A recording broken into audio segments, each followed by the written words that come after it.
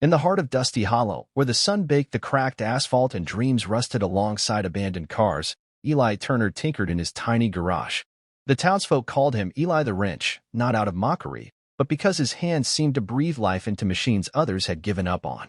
At 42, Eli was a wiry man with grease-stained fingers and a heart too big for his threadbare overalls. His shop, a crumbling shack at the edge of a junkyard, was his sanctuary, a place where broken things found second chances. It all started with a joke. One sweltering afternoon, a group of local kids, bored and restless, dared Eli to fix the oldest, ugliest engine in the junkyard, a rusted, oil-crusted relic from a 1970s pickup truck that hadn't run in decades.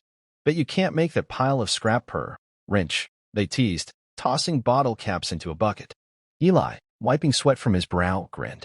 "Challenge accepted," he said, his eyes twinkling with the kind of stubborn hope that only comes from years of fixing what others discard. Eli didn't take the dare for pride or profit.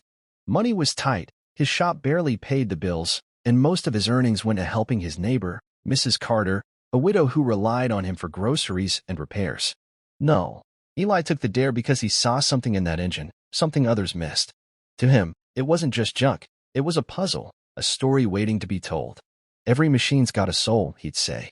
"You just gotta listen for it." For weeks, Eli worked late into the night, his only company the hum of crickets and the flicker of a single bulb. He scavenged parts from the junkyard, bartered for tools, and even skipped meals to afford a new piston. The kids stopped by daily, half expecting failure, but Eli never wavered. He'd hum old gospel tunes, his hands moving with a quiet reverence, as if coaxing the engine back from the dead. "Patience," he'd tell the kids. "You don't force a thing to life. You guide it." One evening, as Eli tightened the final bolt, something extraordinary happened. The engine coughed, sputtered, then roared to life with a smoothness that startled even him. The kids hooped, their laughter echoing across the junkyard, but Eli just stood there, hands trembling, feeling a strange pride, not for himself, but for the machine that had been given up on, just like he had been once, long ago. Word of Eli's junkyard miracle spread fast. Dusty Hollow wasn't used to miracles, and soon, folks from neighboring towns came to see the engine that shouldn't have worked. Among them was Cassandra Holt, CEO of Holt Aeronautics, a sleek, no-nonsense woman whose private jet had been grounded for weeks with an engine problem her top engineers couldn't crack. She'd heard about Eli's feat through a local mechanic who'd seen the engine run.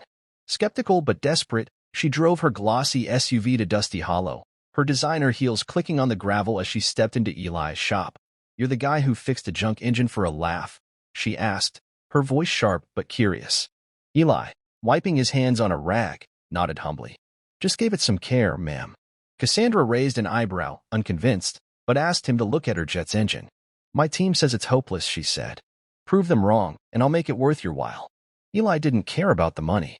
He saw the challenge in her eyes, but more than that, he saw a chance to do what he did best, fix something broken. He drove to the airfield the next day, his rusty pickup a stark contrast to the gleaming jet. The engineers snickered as he approached, but Eli ignored them. He spent hours with the engine, listening, testing, feeling its rhythm. To everyone's shock, he found the issue, a subtle misalignment in the turbine blades, missed by the high-tech diagnostics.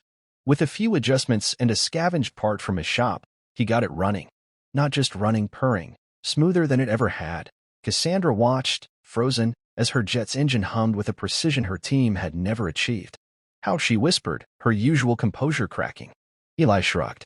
It just needed someone to believe in it. That moment changed everything.